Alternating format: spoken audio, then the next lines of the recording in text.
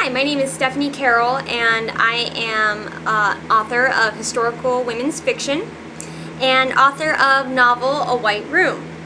I keep telling people and on my website that a white room is kind of like a yellow wallpaper. The yellow wallpaper, sorry. A lot of people know what that is, and a lot of people don't know what that is. That is a historical short story written by Charlotte Perkins Gilman, and it's about a woman similar to a white room who goes insane. And coincidentally, her husband, who she kind of has problems with, is also named John. That's the yellow wallpaper. I'm going to be reading it to you today. It's a short story, so it's not going to take very long. I hope you enjoy. And then you can kind of see where some of my inspiration for a white room came from. The Yellow Wallpaper by Charlotte Perkins Gilman.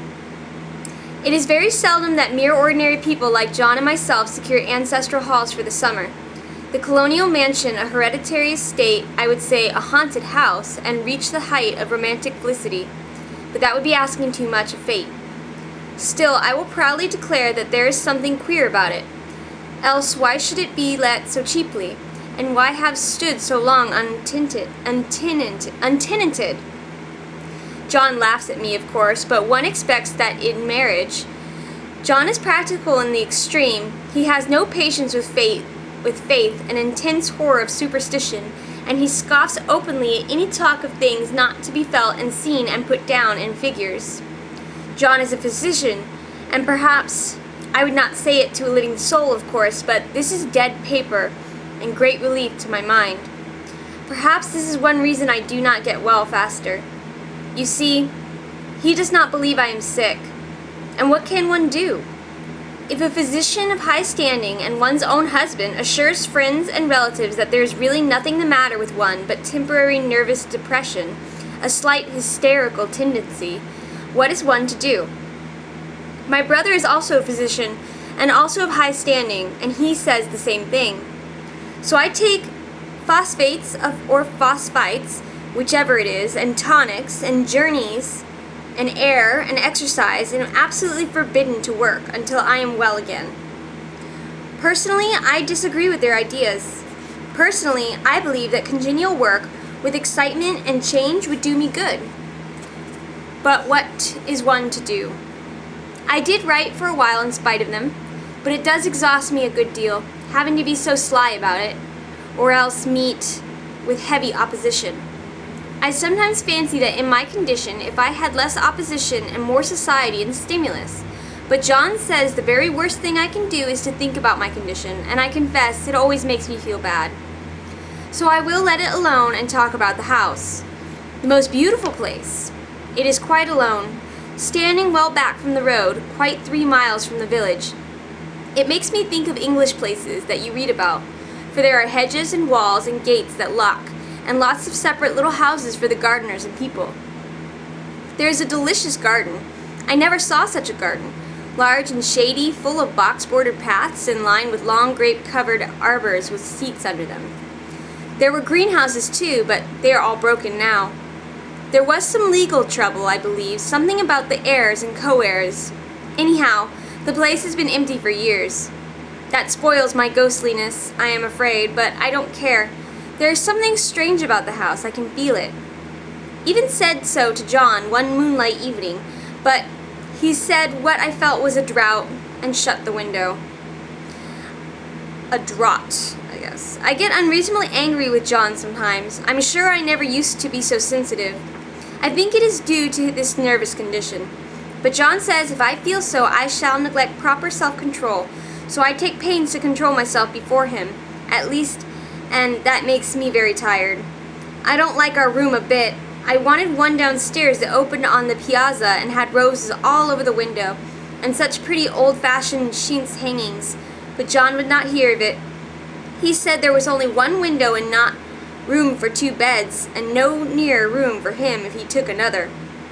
He is very careful and loving, and hardly lets me stir without special direction. I have a scheduled prescription for each hour in the day. He takes all care from me, and so I feel basely ungrateful not to value it more. He said we came here solely on my account, that I was to have perfect rest and all the air I could get, "Your exercise depends on your strength, my dear," said he, "and your food somewhat on your appetite. But air you can absorb all the time." So we took the nursery at the top of the house. It is a big, airy room, the whole floor nearly, with windows that look all ways, and air and sunshine galore. It was nursery first, and then playroom, and gymnasium. I should judge, for the windows are barred for little children, and there are rings and things in the walls. The paint and papers look as if a boys' school had used it.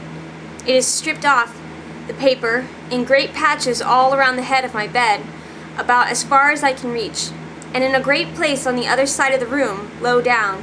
I never saw a worse paper in my life. One of those sprawling, flamboyant patterns committing every artistic sin. It is dull enough to confuse the eye in following, pronounced enough to constantly irritate and provoke study.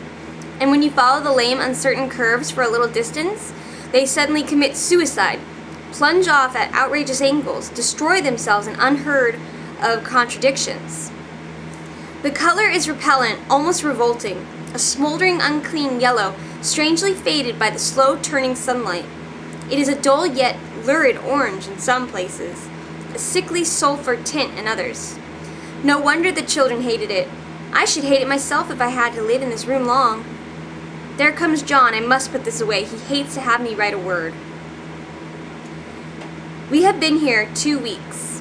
This is the second section, so she's put this away and now she's got it back out. We have been here 2 weeks, and I haven't felt like writing before since that first day.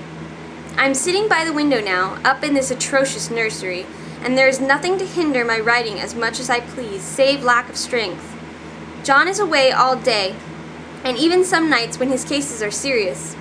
I'm glad my case is not serious, but these nervous troubles are dreadfully depressing.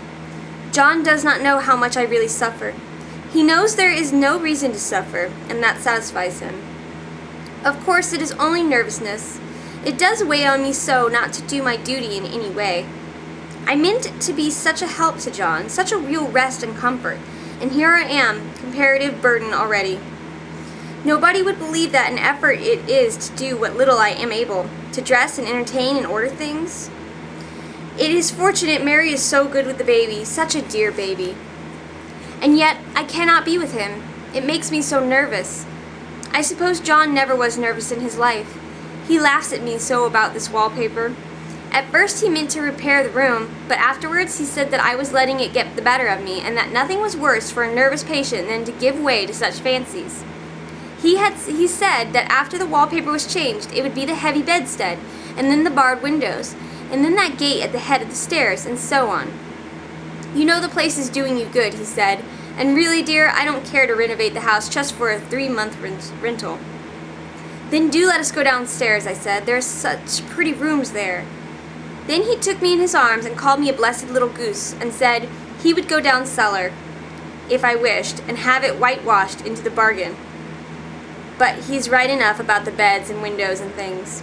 It is an airy and comfortable room, as any one need wish, and, of course, I would not be so silly as to make him uncomfortable just for a whim. I'm really getting quite fond of this big room, all but that horrid wallpaper. Out of one window I can see the garden, those mysterious deep-shaded arbors, the riotous old-fashioned flowers and bushed and gnarly trees. Out of another I get a lovely view of the bay and a little private wharf belonging to the estate. There is a beautiful shaded lane that runs down there from the house. I always fancy I see people walking in these numerous paths and arbors, but John has cautioned me not to give way to fancy in the least. He says that with my imaginative power and habit of story-making, a nervous weakness like mine is sure to lead to all manner of excited fancies, and that I ought to use my will and good sense to check the tendency. So I try. I think sometimes that if I were only well enough to write a little, it would relieve the press of ideas and rest me. But I find I get pretty tired when I try. It is so discouraging not to have any advice and companionship about my work. When I get really well, John says he will ask Cousin Henry and Julia down for a long visit. But he says he would as soon put fireworks in my pillowcase as to let me have those stimulating people about now. I wish I could get well faster, but I must not think about that. This paper looks to me as if it knew what a vicious influence it had. There is a recurrent spot where the pattern lolls like a broken neck and two bulbous eyes stare out at you upside down. I get positively angry with the impertinence of it and the everlastingness. Up and down, sideways they crawl, and those absurd, unblinking eyes are everywhere. There's one place where two breadths didn't match, and the eyes go all up and down the line, one a little higher than the other. I never saw so much expression in an inanimate thing before, and we all know how much expression they have. I used to lie awake as a child and get more entertainment and terror out of blank walls and plain furniture than most children could find in a toy store. I remember what a kindly wink the knobs of our big old bureau used to have, and there was one chair that always seemed like a strong friend. I used to feel that if any of the other things looked too fierce, I could always hop into that chair and be safe. The furniture in this room is no worse than inharmonious, however, for we had to bring it all from downstairs. I suppose when this was used as a playroom, they had to take the nursery things out, and no wonder. I never saw such ravages as the children have made here. The wallpaper, as I said before, is torn off in spots, and it sticketh closer than a brother. They must have had perseverance as well as hatred. Then the floor is scratched and gouged and splintered. The plaster itself is dug out here and there, and this great heavy bed, which is all we found in the room, looks as if it had been thrown through the wars. But I don't mind it a bit, only the paper. There comes John's sister, such a dear girl as she is, and so careful of me. I must not let her find me writing. She's a perfect and enthusiastic housekeeper and hopes for no better profession. I verily believe she thinks it is the writing which made me sick, but I can write when she is out and see her a long way off from these windows. There is one that commands the road, a lovely shaded winding road, and one that just looks off over the country. A lovely country, too, full of great elms and velvet meadows. This wallpaper has a kind of sub-pattern in a different shade, a particularly irritating one, for you can only see it in certain lights and not clearly then. But in the places where it isn't faded and where the sun is just so, I can see a strange, provoking, formless sort of figure that seems to skulk about behind that silly and conspicuous front design. There's Sister on the stairs. We have another break, so she's put her paper down and now she's coming back to it. The breaks, by the way, that I'm talking about are these. Just so you get the whole thing. Okay, well, the 4th of July is over. The people are all gone and I'm tired out. John thought it might do me good to see a little company, so we just had Mother and Nellie and the children down for a week. Of course I didn't do a thing. Jeannie sees to everything now, but it tired me all the same. John says if I don't pick up faster, he shall send me to Weir Mitchell in the fall. But I don't want to go there at all. I had a friend who was in his hands once, and she says he is just like John and my brother, only more so. Besides, it is such an undertaking to go so far. I don't feel as if it was worthwhile to turn my hand over for anything, and I'm getting dreadfully fretful and querulous. I cry at nothing and cry most of the time. Of course, I don't when John is here, or anybody else, but when I am alone. And I am alone a good deal just now. John is kept in town very often by serious cases, and Jeannie is good and lets me alone when I want her to. So I walk a little in the garden or down that lovely lane, sit on the porch under the roses, and lie down up here a good deal. I'm getting really fond of the room in spite of the wallpaper, perhaps because of the wallpaper. It dwells in my mind so. I lie here on this great immovable bed. It is nailed down, I believe, and I follow that pattern about by the hour. It is good as a gymnastics, I assure you. I start, we'll say, at the bottom, down in the corner over there where it has not been touched, and I determine for the 1000th time that I will follow that pointless pattern to some sort of conclusion. I know a little of the principle of design, and I know this thing was not arranged on any laws of radiation or alternation, or repetition, or symmetry, or anything else that I've ever heard of. It is repeated, of course, by the breaths, but not otherwise. Looked at it in one way, each breath stands alone. The bloated curves and flourishes, a kind of debased Romanesque, with delirium tremens, go waddling up and down in isolated columns of futility. But on the other hand, they connect diagonally, and the sprawling outlines run off in great slanting waves of optic horror, like a lot of wallowing seaweeds in full chase. The whole thing goes horizontally, too. At least it seems so, and I exhaust myself in trying to distinguish the order of its going in that direction. They had been used a horizontal breadth for a frieze, and that adds wonderfully to the confusion. There is one end of the room where it is almost intact, and there, when the cross lights fade and the low sun shines directly upon it, I can almost fancy radiation after all. The interminable grotesque seem to form around a common cintre and rush off in headlong plunges of equal distraction. It makes me tired to follow it. I will take a nap, I guess. Another break? I don't know why I should write this. I don't want to. I don't feel able.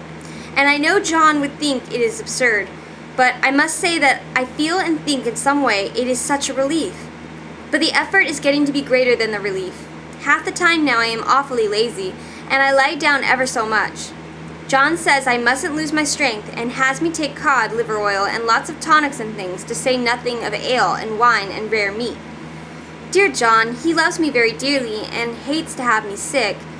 I have tried to have a real earnest reasonable talk with him the other day, and tell him how I wish he would let me go and make a visit to Cousin Henry and Julia. But he said I wasn't able to go, nor able to stand it after I got there, and I did not make out a very good case for myself, for I was crying before I had finished. It is getting to be a great effort for me to think straight. Just this nervous weakness, I suppose. And dear John gathered me up in his arms and just carried me up the stairs and laid me on the bed and sat by me and read to me till it tired my head. He said I was his darling and his comfort and all he had, and that I must take care of myself for his sake and keep well. He says no one but myself can help me out of it, that I must use my will and self-control and not let any silly fancies run away with me. There's one comfort. The baby is well and happy and does not have to occupy this nursery with the horrid wallpaper. If we had not used it, that blessed child would have. What a fortunate escape! Why, I wouldn't have a child of mine, an impressionable little thing, live in such a room for worlds. I never thought of it before, but it is lucky that John kept me here, after all. I can stand it so much easier than a baby, you see. Of course, I never mention it to them any more. I am too wise. But I keep watch of it all the same. There are things in that paper that nobody knows but me, or ever will. Behind that outside pattern, the dim shapes get clearer every day. It is always the same shape, only very numerous. And it is like a woman stooping down and creeping about behind that pattern. I don't like it a bit. I wonder, I begin to think, I wish John would take me away from here. Another break. It is so hard to talk with John about my case, because he's so wise and because he loves me so, but I tried it last night. It was moonlight. The moon shines in all around just as the sun goes down, or just as the sun does. I hate to see it sometimes. It creeps so slowly and always comes in by the one window, or another. John was asleep and I hated to wake him, so I kept still and watched the moonlight on that undulating wallpaper till I felt creepy. The faint figure behind seemed to shake the pattern just as if she wanted to get out. I got up softly and went to feel and see if the paper did move, and when I came back, John was awake. "What is it, little girl?" he said. "Don't go walking about like that, you'll get cold." I thought it was a good time to talk, so I told him that I really was not gaining here, and that I wished he would take me away. "Why, darling," said he, "our lease will be up in 3 weeks, and I can't see how to leave before. The repairs are not done at home, and I cannot possibly leave town just now. Of course, if you were in any danger, I could and would, but you really are better, dear, whether you can see it or not. I am a doctor, dear, and I know.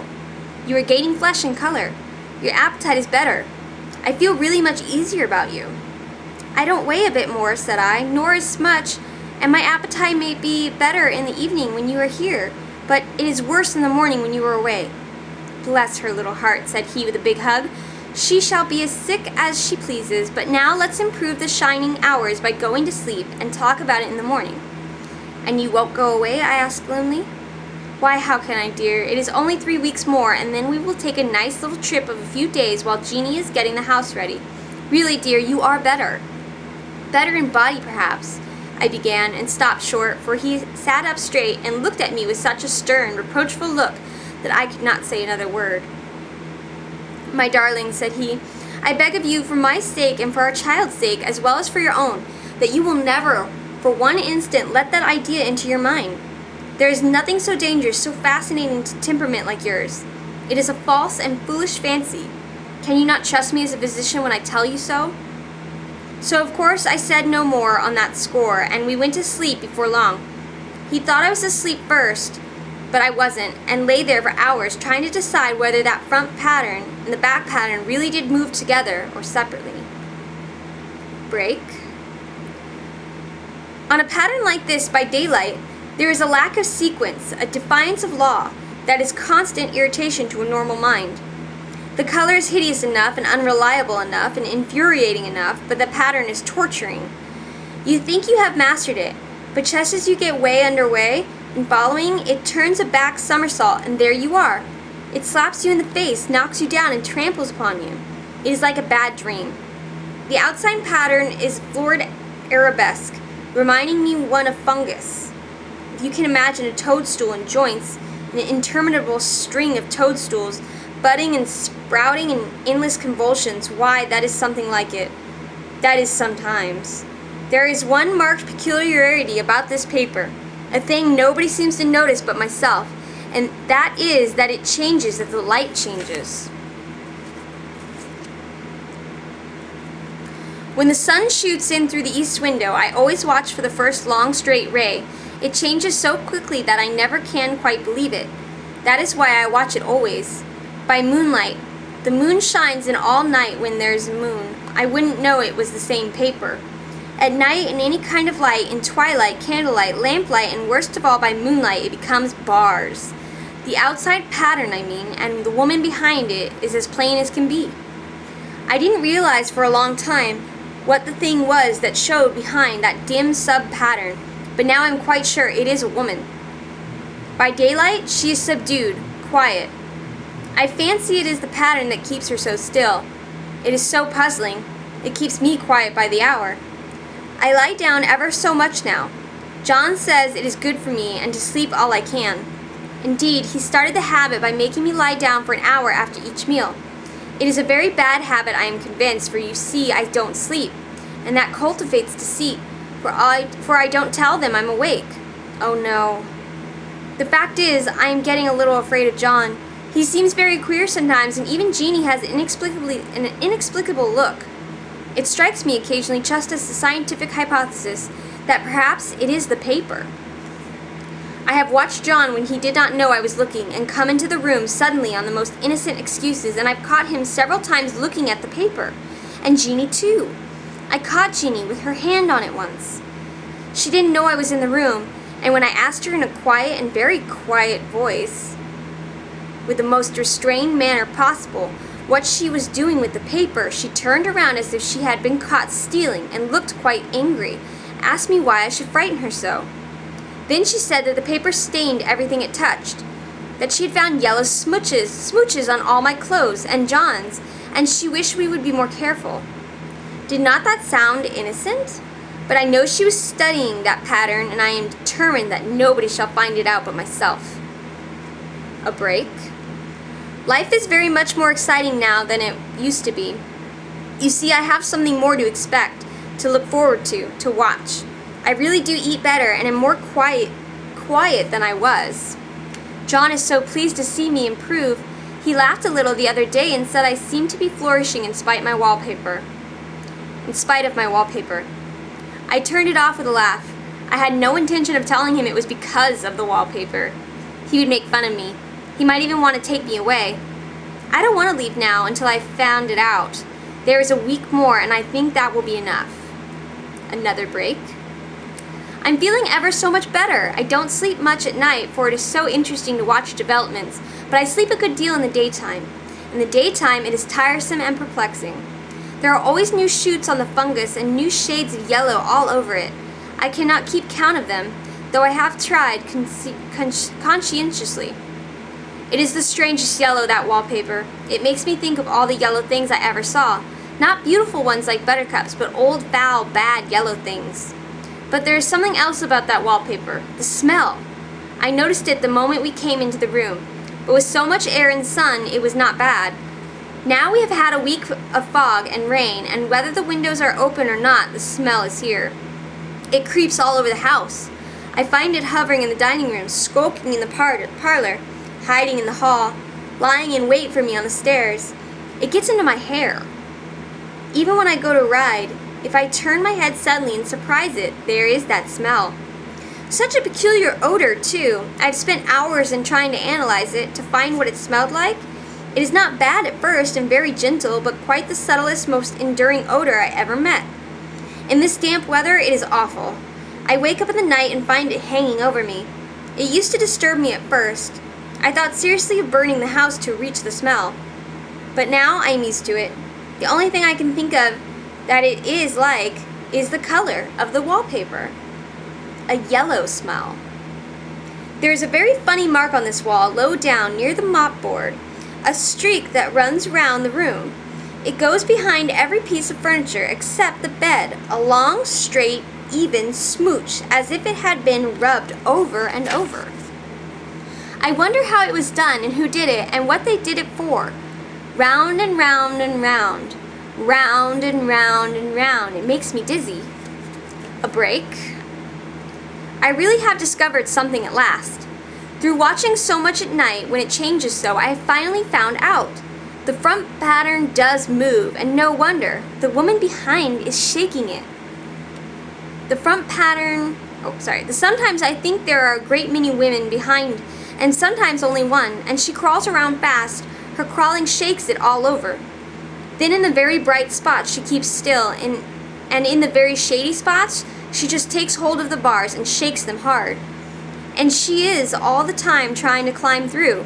But nobody could climb through that pattern. It strangles so. I think that is why it has so many heads. They get through, and then the pattern strangles them off and turns them upside down and makes their eyes white. If those heads were covered or taken off, it would not be half so bad. I think that woman... we have a break, sorry. Break. I think that woman gets out in the daytime, and I'll tell you why, privately. I've seen her. I can see her out of every one of my windows. It is the same woman, I know, for she is always creeping, and most women do not creep by daylight. I see her in that long shaded lane, creeping up and down. I see her in those dark grape arbors, creeping all around the garden. I see her on that long road under the trees, creeping along. When a carriage comes, she hides under the blackberry vines. I don't blame her a bit. It must be very humiliating to be caught creeping by daylight. I always lock the door when I creep by daylight. I can't do it at night, for I know John would suspect something at once. And John is so queer now that I don't want to irritate him. I wish he would take another room.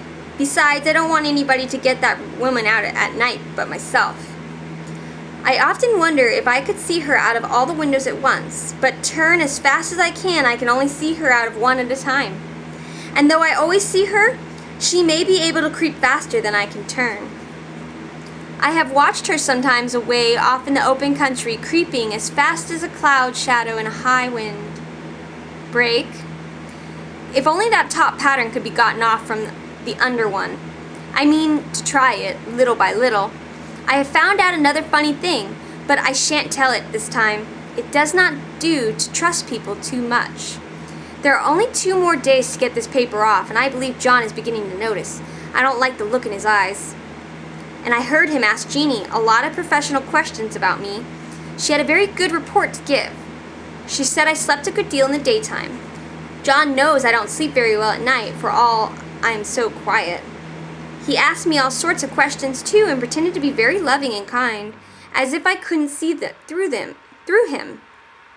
Still, I don't wonder he acts so, sleeping under the paper for 3 months. It only interests me, but I feel sure John and Jeannie are secretly affected by it. Break. Hurrah! This is the last day, but it is enough. John to stay in town overnight, and he won't be out until this evening. Jeannie wanted to sleep with me, the sly thing, but I told her I should undoubtedly rest better for a night all alone. That was clever, for really I wasn't alone a bit. As soon as it was moonlight, and that poor thing began to crawl and shake the pattern, I got up and ran to help her. I pulled and she shook. I shook and she pulled, and before morning we had peeled off yards of that paper, a strip about as high as my head and half around the room. And then, when the sun came and that awful pattern began to laugh at me, I declared I would finish it today. We go away tomorrow, and they are moving all of my furniture down again to leave things as they were before. Jeanie looked at the wall in amazement, but I told her merrily that I did it out of pure spite at the vicious thing. She laughed and said she wouldn't mind doing it herself, but I must not get tired. How she betrayed herself that time. But I am here, and no person touches this paper but me, not alive.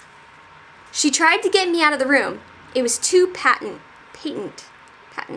But I said it was so quiet and empty and clean now that I believed I would lie down again and sleep all I could, and not to wake me even for dinner. I would call when I woke.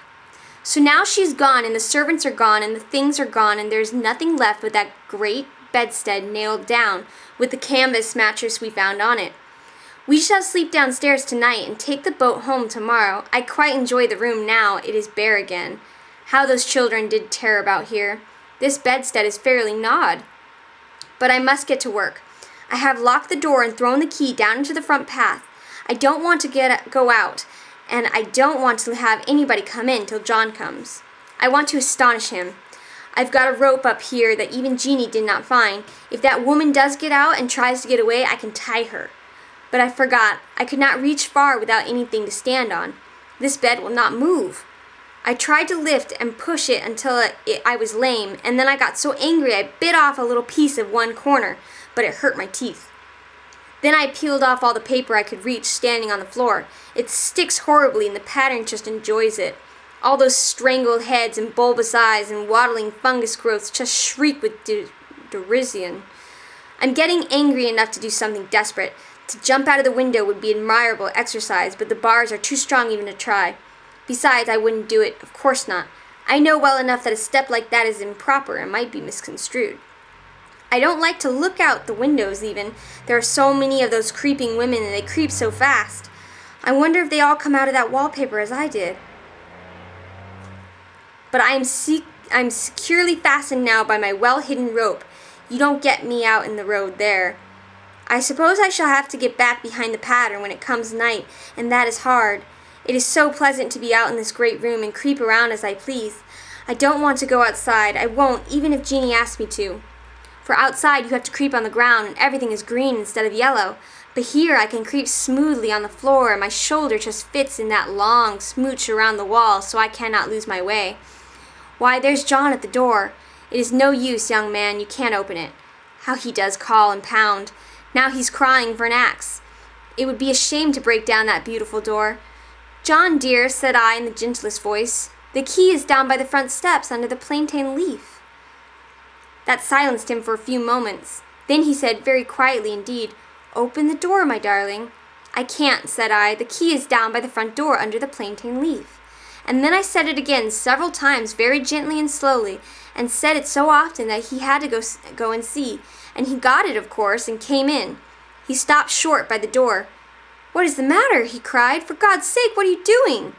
I kept on creeping just the same, but I looked at him over my shoulder.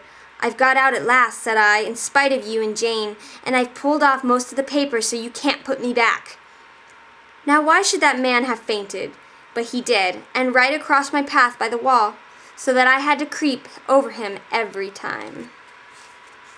That is the Yellow Wallpaper. I hope you enjoyed, and I hope you check out A White Room because it is inspired by this short story. Thanks for watching.